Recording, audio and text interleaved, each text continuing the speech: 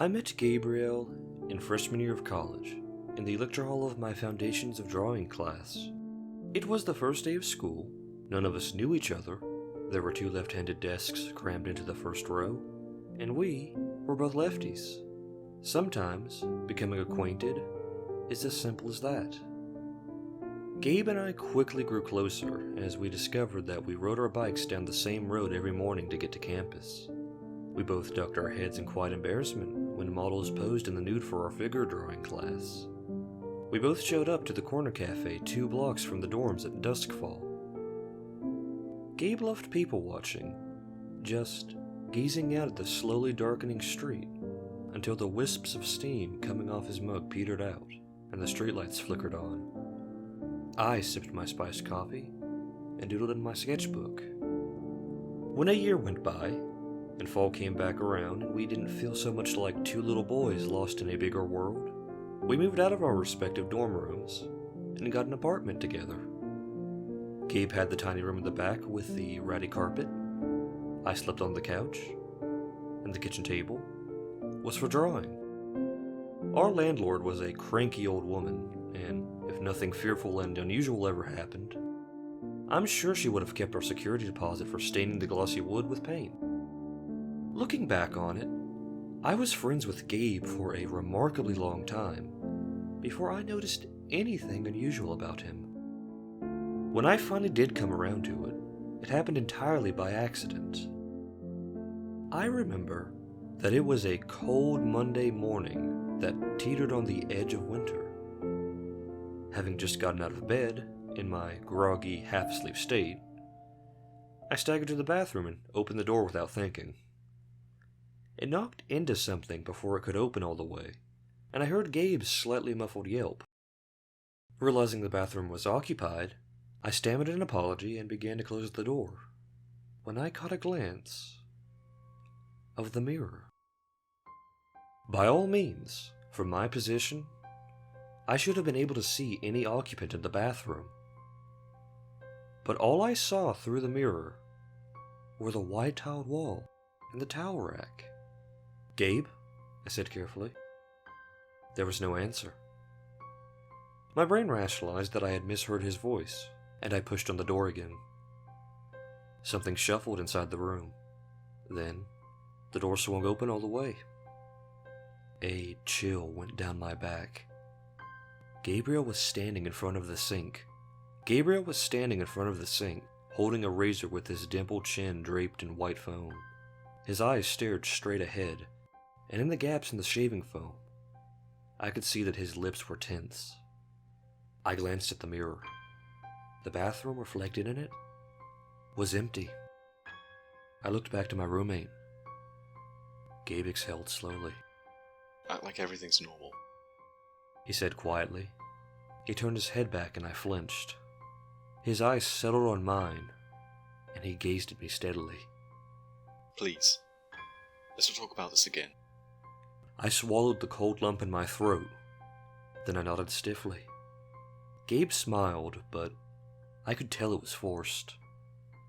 I backed away from the door and gently pulled it closed. Then I went to my couch and sat on it cross-legged, staring at the floor. 5 minutes later, Gabe came out of the bathroom, cleanly shaven. "You can use the bathroom now." He was smiling a real smile this time. Like everything was okay. "Leo? I stared up at him. You look like you've seen a ghost. You okay?" His eyes softened with something resembling pity. I fidgeted with my blankets to get the cold sweat off my palms. Then, I managed the best nod that I could. Yeah, everything's okay." Gabe never brought the incident up again. I did my best to act like nothing was unusual, but I couldn't help but steal glances at car windows and polished storefronts whenever I walked with him, shuddering when I saw only myself in the reflection. No mirror or glossy surface could show me the image of my roommate, not even the puddles on the roadside after the cold winter rain. "I wish you would tell me how," I said one evening as we sat on the patio table of our old corner cafe. Gabe's shoulders slumped ever so slightly, and he took his eyes off the dusty blue street. I don't know what you're talking about. I know you do. That morning, when I looked in the bathroom mirror?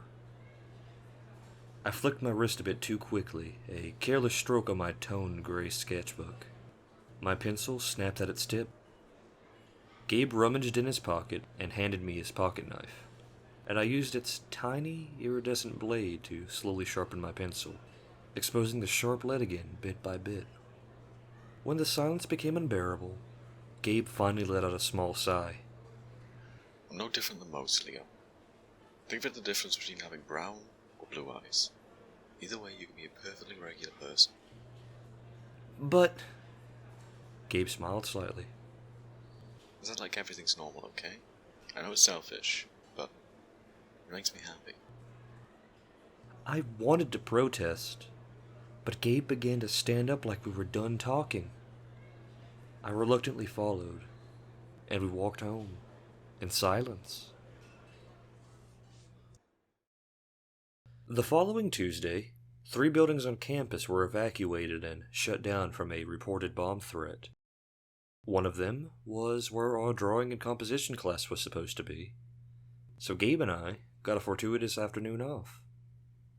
I drove the two of us to a nearby burger joint to get lunch, and as we sat at the old-style diner table with classic 80s rock playing on the overhead speakers, I slid my basket of garlic fries to him. "You should try it. It's really good." Gabe stared at me, strangely. "What?" He sat back against the shiny red seatback, pushed up his glasses, and crossed his arms. Leo, why don't you trust me? I felt my face flush. What? What do you mean? Don't try to play dumb. Did you really think I wouldn't notice you wearing a crucifix on a necklace? You never wore jewelry before last week. My hand scrambled to my neck without my permission. The neckline of my t-shirt hung lower than I expected. The tiny silver cross dangled just above my collar. What do you think I am, Leo? Gabe smiled sadly. It's a little funny. You believe in fairy tales? You're a college student. You think your roommate might be. It's not like that. Gabe reached over, took a garlic fry, and ate it. Some part of me, deep down inside, twisted in excitement and fear. Nothing happened. I hate to break it to you. Vampires aren't real. I need you to tell me why, then, I said quickly, trying to hide my embarrassment. Why what? Why you don't have a reflection? Gabe glanced around at the chattering people all around us. I could tell he didn't want to talk, especially in a crowded restaurant at lunchtime. But I wasn't going to let him drop the ball again. He must have realized that, because he sighed grudgingly. You ever watched the Disney version of Peter Pan? You just laughed at me for believing in fairy tales. This is a metaphor. You know Peter Pan loses his shadow, and how the shadow runs away with a mind of its own? You lost your reflection? He nodded grimly. I don't know if it's something that can happen to everyone. I've never seen anyone else without a reflection. But maybe. Maybe what? Gabe sat back in his chair again, averting his eyes. I watched him, waiting, until he leaned in stiffly and spoke in a low voice. Maybe I'm not so special, Leo. Have you thought about that? Maybe all reflections are creatures of their own, and they just haven't come out of the mirror yet. There is a thin line between shy and fearful. Gabe was shy, but I had never once seen him afraid. At that moment, for the first time, I saw fear in his eyes. His apprehension scared me. He took in a short breath. When he opened his mouth again, his words came faster, one after another. Maybe everyone's reflections are always watching from the other side of the mirror. And when you're a terrible enough person, they get fed up and then and they crawl out of the mirror, close their hands around your throat, choke you till you're half dead, whisper nightmarish things in your ear to haunt you for the rest of your life. Run away never to be seen again. Ever. I stared at him, wide-eyed. It's not true. Is it? Did that really happen? Gabe said nothing. I wanted to believe that he was lying, that this was all somehow an elaborate prank. But Gabriel had no reflection, and I couldn't deny what I had seen. Gabe quietly cleared his throat, took his elbows off the table, and fidgeted with the case of his tiny, iridescent pocket knife. Said too much. Why? Why did your reflection think you were a terrible person? Leo, please. It's not like everything's normal. Everything isn't normal, I said, my tone verging on a plea. What did you do? Don't want to talk about it. What did your reflection tell you? I don't? I flinched. It wasn't like Gabe to raise his voice. From a table across the aisle, a couple of kids looked at us curiously.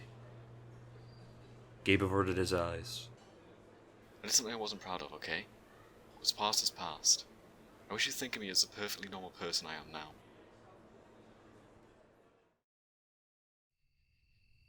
I had trouble sleeping that night. I tossed and turned in my blankets, drifting in and out of vague nightmares that I didn't know the beginnings or endings of. I kept thinking about what Gabe had said. My mind went in circles, speculating on what terrible thing he could have done to make his reflection come after him. I chastised myself at every turn for entertaining such a ridiculous idea, that reflections could be sentient entities and that they could crawl out of a mirror to this side of the world. Yet my breath was still tinged with the scent of garlic, because I had been too scared to stand in the bathroom to brush my teeth. It felt like my eyes in the mirror were watching my every movement. It must have been well past midnight when I heard the kitchen window slide open. There was soft breathing, the sound of careful footsteps on tiles, the shuffle of cloth, and, after a short pause, the horribly familiar sound of one of our large kitchen knives sliding out of the wooden knife block. Perhaps it was the wintry air coming in through the open window. Perhaps it wasn't. But a sinister cold feeling settled at the back of my neck. I laid on my couch, paralyzed. Quiet footsteps made their way out of the kitchen and began to approach. When they came close, in a momentary feat of courage, I opened my eyes in slits from between my blankets. The diffused glow of the streetlights illuminated a single, unmistakable face. Gabriel. Except it wasn't. Even in the dim lighting, I could see that everything about him was simply wrong. His ever-present cable-knit beanie was gone, and his dark hair hung in damp, uncombed tufts. He wore a torn gray jacket with its collar flipped up. His glasses were the thin, wire-rimmed ones he used to wear his freshman year. He held our German chef's knife in his right hand. The right-handed Gabe hadn't noticed that I was awake. As I laid frozen in my blankets, he slowly turned away and began walking towards the back of the apartment. Desperately praying that the intruder couldn't hear the blankets shifting on my body, I reached out to grab my phone from the coffee table. But before I could try to call the police, before I could even wrap my trembling fingers around my phone, the footsteps disappeared into the carpeted back room. The next thing I heard was Gabe's scream. Without thinking, I threw off my blankets, stumbled to my feet, and made a mad dash for Gabe's room. I slammed my palm on the light switch and was greeted by a scene out of my nightmares. There was so much blood. For a moment, it was all I could see. Blood splattered on the silvery wallpaper and on Gabe's proudest and most beautiful paintings that he mounted on black cardstock and hung on his wall. Blood all over the cozy twin bed. I gripped the doorway as a wave of nausea threatened to bring me down to my knees. My roommate, the Gabe I knew, the Gabe who combed his hair neatly and put his horn-rimmed glasses on his nightstand and went to bed in soft fleece pajamas, was pinned to the corner between the edge of his bed and the wall, his shirt slashed to pieces, and the heavy blade of the kitchen knife stuck half an inch deep in his chest. Bent over him was the intruder, the stranger who wore the guise of my friend, steadily pressing down on the hilt of his knife. Gabe let out a strained moan that might have been my name. The intruder turned to face me. Madness pulsed in his bloodshot eyes.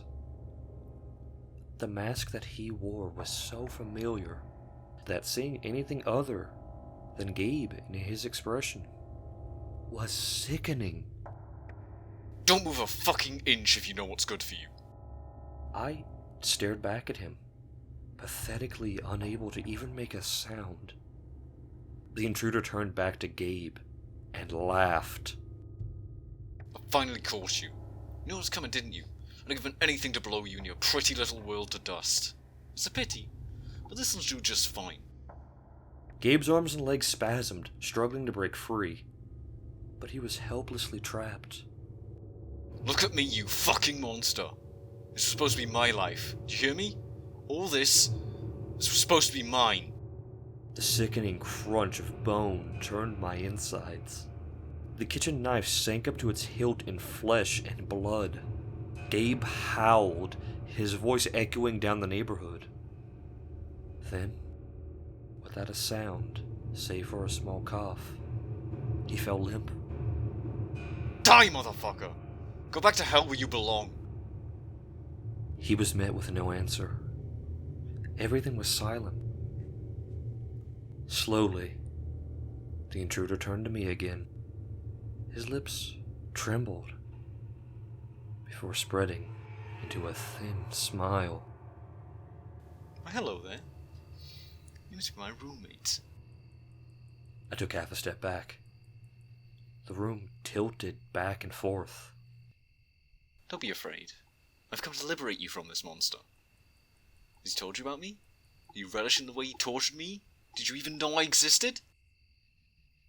Behind him, swaddled in bloodied sheets, I thought I saw Gabe's hand twitch. My eyes widened. What's wrong, sweetheart? Before I could say a word, Gabe, the real Gabe, heaved himself upright, pulled his pocket knife from underneath his pillow, snapped open its tiny, iridescent blade, and sank it deep into the side of his doppelganger's neck. The plastered-on smile on his face stiffened. Blood spurted from his wound. Manic adrenaline pumped the stranger's life out onto the ratty carpet, and in less than a minute, he was a white corpse on the floor. Gabe slumped back onto his bed. His eyes rolled back in his head. I stumbled into the room on puppet limbs, my ears ringing and my stomach twisting in knots, and clamped my hands around his blood-slicked pajamas. "Gabe!" I gasped, shoving his limp body up into my arms. "Gabriel, stay with me!"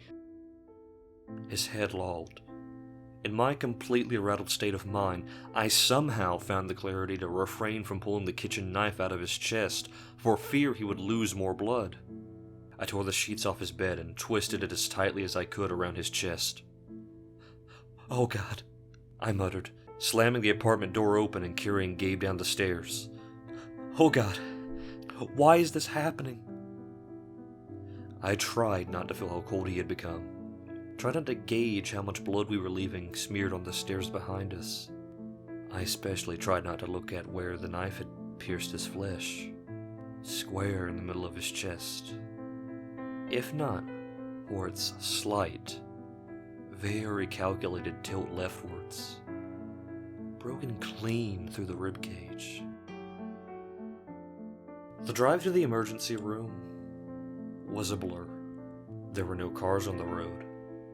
As soon as we got to the hospital, people began shouting, white-clad medical staff barking orders. Someone wrestled Gabe's body out of my arms. I found myself sitting in the ER waiting room, staring down at the rusty stains on my bare feet. It was deep into the cold, lonely night, when the doors to the hallway slid open and a uniformed man walked out. "Are you the young man who came in at 1:20? "He didn't come in. Is he alive?" "The doctors are working on him right now. I wanted to ask you something." "Working on him, as in he can be saved." The man pursed his lips. "Is Gabe alive or not?" "He is." My shoulders relaxed, just a little bit. I breathed out and sat back in my chair. It's actually about that." "About what?" "About your friend being alive. Are you aware of anything unusual about him?" I looked away. The man shuffled his feet. When I looked back to him, he looked nervous, like he expected me to say something terrible. "It's nothing unusual. Treat it like everything's normal."